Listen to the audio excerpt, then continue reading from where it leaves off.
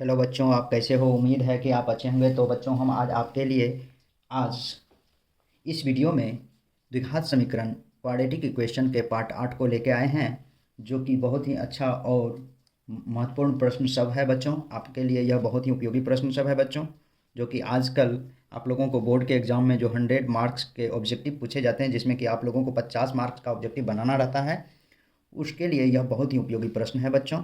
तो चलते हैं पहला प्रश्न की ओर। आज का पहला प्रश्न है बच्चों, 4x² plus 1/4x² plus 1/7 dot dot बहुपद है।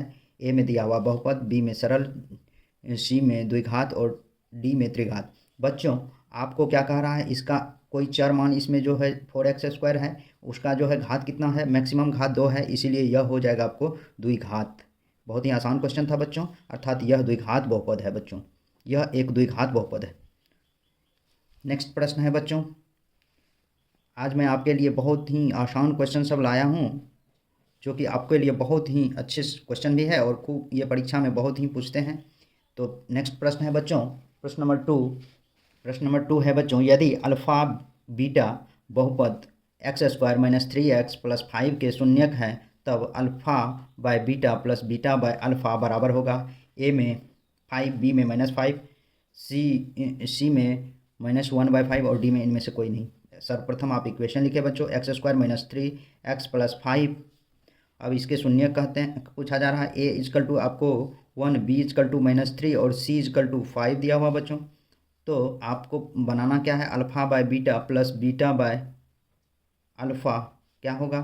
तो इसका एलसीएम बीटा और अल्फ़ा ले लीजिए बच्चों। इस बीटा से इसमें डिवाइड करेंगे तो अल्फ़ा बचेगा, तो ये हो जाएगा अल्फ़ा स्क्वायर। इस अल्फ़ा से इसमें डिवाइड करेंगे, बीटा बचेगा, तो बीटा को बीटा से गुना करेंगे, बीटा स्क्वायर। अर्थात इसको आप अल्फ़ा प्लस बीटा का स्क्वायर -2 अल्फ़ा बीटा लिख सकते हैं, बट्टे अल्फ़ा बीटा। बच्चों, चूँकि आप जानते हैं चूँकि चूँकि आप जानते हैं a² प्लस b² बराबर a प्लस बी का होल स्क्वायर -2ab होता है। उसी तरह से अल्फ़ा² प्लस बीटा² को अल्फ़ा प्लस बीटा का होल स्क्वायर -2 अल्फ़ा बीटा लिखा हूँ बच्चों। तो चलते हैं अल्फ़ा प्लस बीटा। चूँकि आप ये भी जानते हैं बच्चों, अल्फ़ा प्लस बीटा अर्थात मूलों का योग -b/a होता है बच्चों। तो -b -3 बट्टे 1, अर्थात ये 3/1 हो जाएगा। माइनस माइनस प्लस, अर्थात इसको 3 लिख सकते हैं। अल्फ़ा इंटू बीटा अर्थात मूलों का गुणनफल इजकल टू c/1, c/a होता है बच्चों। तो c का मान 5 है और a का मान 1 है, तो 5 हो जाएगा। ये 5/1 इजकल टू 5। तो यहाँ अब मान रख दीजिए बच्चों, अल्फ़ा प्लस बीटा 3 का square -2 into 5 by alpha into beta 5, 9 - 10/5 equal to -1/5, अर्थात 2 का आंसर हो जाएगा बच्चों option number C. Next question है बच्चों, क्वेश्चन नंबर 3। नेक्स्ट क्वेश्चन दिया हुआ बच्चों, क्वेश्चन नंबर 3, यदि बहुपद px equal to x² plus 7x plus 10 के शून्यक अल्फ़ा बीटा हो, तब अल्फ़ा इंटू बीटा का मान क्या होगा? ए में 10, बी में -10, सी में 1/10, डी में 7/10। तो बच्चों, आपको px equal to x² plus 7x plus 10 दिया हुआ है। अब मांग क्या रहा है? ए बराबर आपको 1 दिया हुआ है, B equal to 7, C equal to 10। आपको मांग रहा है अल्फ़ा इंटू बीटा, अर्थात अल्फ़ा इंटू बीटा मूलों का गुणनफल, इसको कहते हैं मूलों का गुणनफल बराबर c/a होता है बच्चों। c का मान 10 और a का मान 1, 10/1 इजकल टू 10 हो जाएगा बच्चों, अर्थात 3 का आंसर हो जाएगा बच्चों ऑप्शन नंबर ए। बच्चों, आज का प्रश्न आप लोगों के लिए बहुत महत्वपूर्ण और बहुत ही हल्का प्रश्न सब है। तो चलते हैं बच्चों नेक्स्ट प्रश्न नंबर 4 की ओर। एक द्विघात समीकरण का घात होगा, ए में 1, बी में +2, सी में 0, डी में -2। बच्चों, यह प्रश्न तो बहुत ही हल्का है, क्योंकि पूछा जा रहा है एक द्विघात समीकरण का घात। कभी भी जब द्विघात होता, द्वि मतलब होता है द्वि, द्वि का अर्थ होता है दो बच्चों, और घात मीन्स होता है पावर, अर्थात दो पर जो जिस किसी भी चर मान पर 2 पावर हो उसको द्विघात कहते हैं। तो और इसका पावर हमेशा 2 ही होगा, 2 से अधिक नहीं होगा, अर्थात इसका आपको आंसर हो जाएगा बच्चों +2, अर्थात 4 का आंसर ऑप्शन नंबर बी होगा बच्चों। नेक्स्ट प्रश्न है बच्चों, प्रश्न नंबर 5। ये भी बहुत आसान और थ्योरेटिकल प्रश्न है बच्चों। द्विघात बहुपद के शून्यकों की संख्या कितनी होती है? ए में 1, बी में 2, सी में 3, डी में 5। बच्चों, जब भी द्विघात बहुपद a x square plus b x plus c के रूप में हो, अर्थात 0 इसके रूप में हो, तो इसका कभी भी शून्यक होगा तो शून्यकों की संख्या हो जाएगा बच्चों 2। शून्यक हो जाएगा, शून्यक बराबर 2 होगा, या 2 कह सकते कैसे बच्चों? एक या तो -2 होता है, एक माइनस में होता है और एक प्लस में, या तो 1 हुआ तो -1 प्लस में 1। यदि माइनस प्लस कोई में नहीं हुआ तो कभी कभी ऐसा भी होता है बच्चों कि दोनों मूल एक ही धन आवेशित या ऋण आवेशित में हो सकता है, अर्थात या तो वह -1 होगा, -1 लेकिन 2 होगा, या तो +1 में होगा तो 2 होगा। इस तरह से इसमें होता है बच्चों। तो बच्चों इसीलिए 5 का आंसर हो जाएगा बच्चों ऑप्शन नंबर बी। नेक्स्ट प्रश्न और प्रश्न नंबर 6 है बच्चों, यह भी बहुत ही आसान प्रश्न है बच्चों। दिया है द्विघात बहुपद x² - 2 के शून्यक हैं। ए में √2, √2, बी में -√2, -√2, सी में -2, -2 और डी में 2, 2। बच्चों सर्वप्रथम इक्वेशन x² - 2 बराबर 0 लिख दें। देयरफॉर x² बराबर 2 लिख सकते हैं। x = √2 लिख सकते हैं। x का वैल्यू 2 हुआ, अर्थात इसका मूल पूछ रहा है, तो शून्यक या मूल वही बात होता है बच्चों। शून्यक पूछ रहा है तो हमेशा शून्यक 2 होता है, तो इसलिए आप इसे √2 और √2 लिख सकते हैं। ये प्लस में आया तो आप इसे 2 वैसा ही दूसरा राशि भी लिख दें तो वही आपको शून्यक प्राप्त होता है, अर्थात 6 का आंसर हो जाएगा बच्चों ऑप्शन नंबर ए।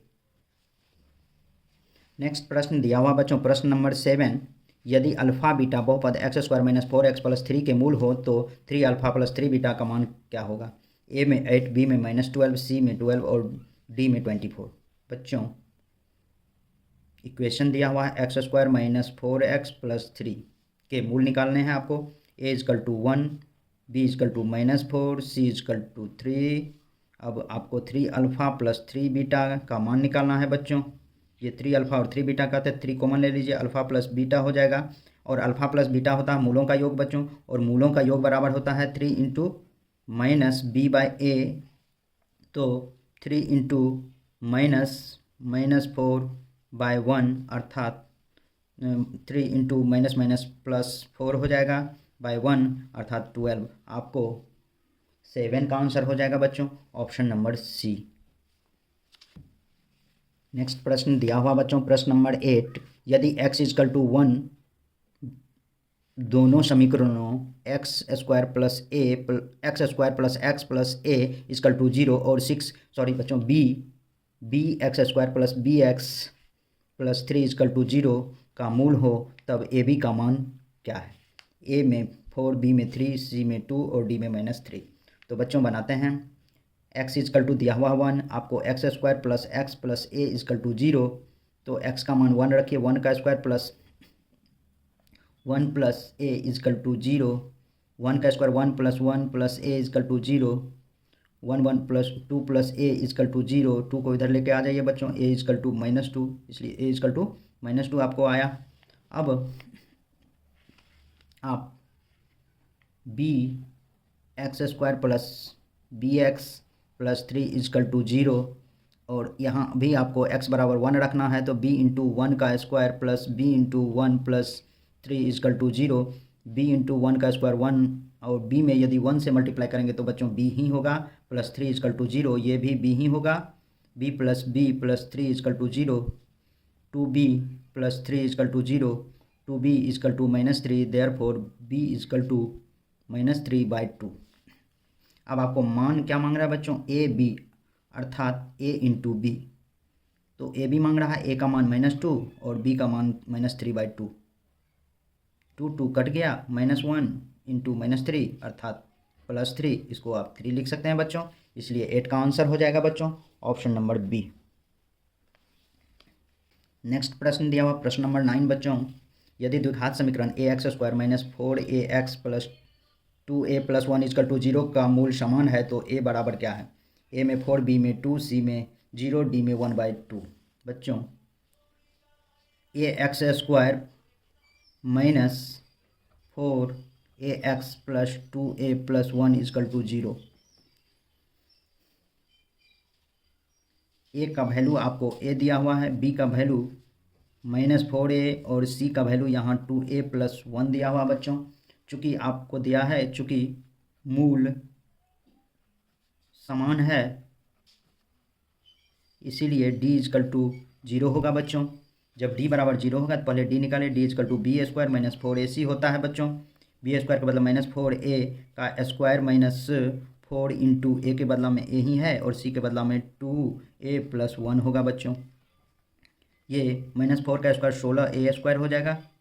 ये -4 से इसको मल्टीप्लाई करेंगे ब्रैकेट तोड़ने के लिए तो -8a square 1 into plus 4a -4a हो जाएगा बच्चों।